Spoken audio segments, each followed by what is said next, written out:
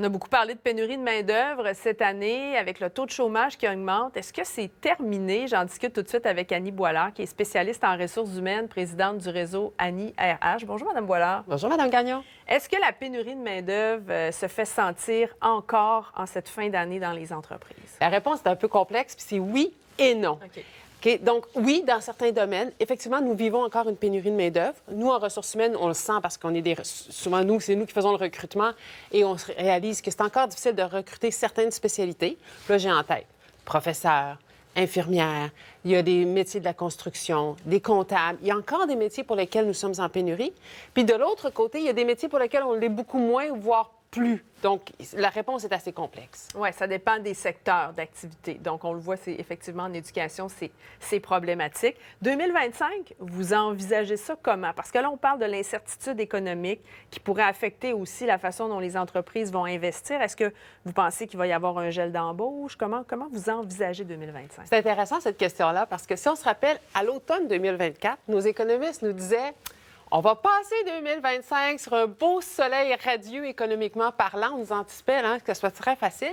Puis là, nous sommes à quelques jours, puis là, on réalise, oups, d'abord, tarif frontalier, 25 on fait oui, tout. Chèque de 250 $ à tous les Canadiens. On a vu ce film-là. Ça peut résonner inflation dans les oreilles de certaines personnes. Puis là, on voit le taux de chômage qui est plus élevé. Puis on fait comme, bien, c'est pas si vert. Hein? Les drapeaux sont pas autant ouverts qu'on l'avait anticipé.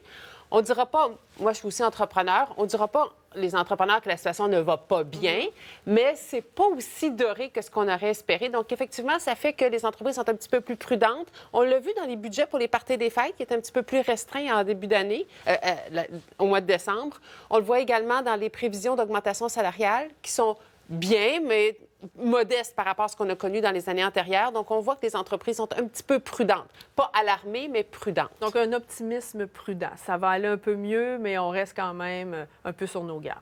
C'est ça. On garde aussi en tête le gouvernement du Québec qui fait attention à ses dépenses. Le gouvernement du Québec, c'est un grand donneur d'ouvrages au Québec. Quand le gouvernement restreint son budget, bien, ça aussi, ça a une incidence sur les entreprises en général. Qu'est-ce que ça veut dire, ça, pour la recherche d'emploi? Parce que je voyais, entre autres, par rapport au taux de chômage, c'est plus difficile pour les jeunes de 15-24 ans.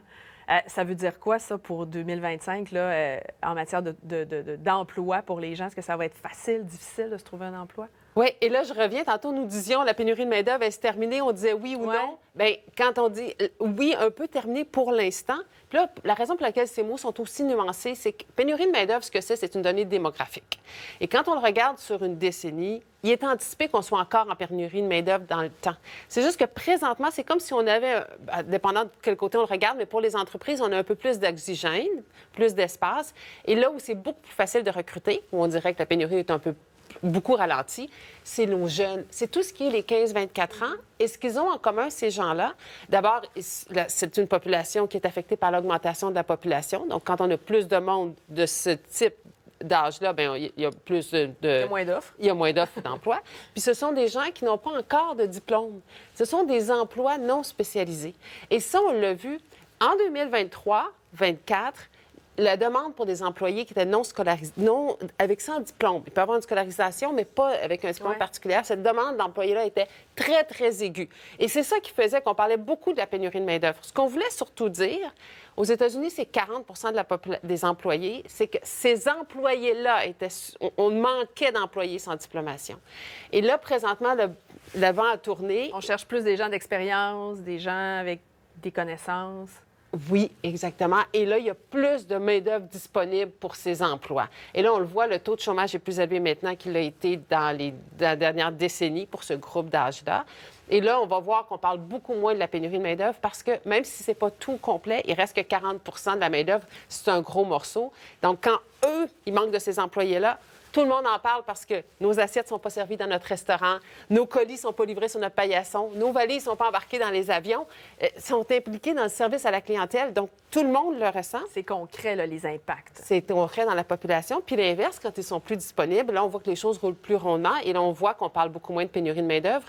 Mais comme on le disait, c'est une image qui est un peu faussée beaucoup de notre part, de la part des consommateurs, parce qu'au sens large, il reste encore des métiers qui sont difficiles à pourvoir. Puis là, vous disiez à quoi s'attendre pour 2025? Oui, en matière d'emploi, parce que je voyais aussi, bon, les 55 ans et plus sont encore sur le marché du travail, ça se stabilise, mais là, la population vieillit. C'est un défi aussi pour les entreprises qui vont peut-être avoir envie de se tourner vers l'automatisation. Donc, ça va être tout ça, là, vers quel métier on va se tourner pour être sûr de trouver quelque chose. Hein? Oui. Alors, nos travailleurs expérimentés, nos 60-69 ans, effectivement, sont encore prisés sur le marché du travail. Ce sont des gens qui sont heureux, compétents. Hein? Donc, les entreprises en veulent encore.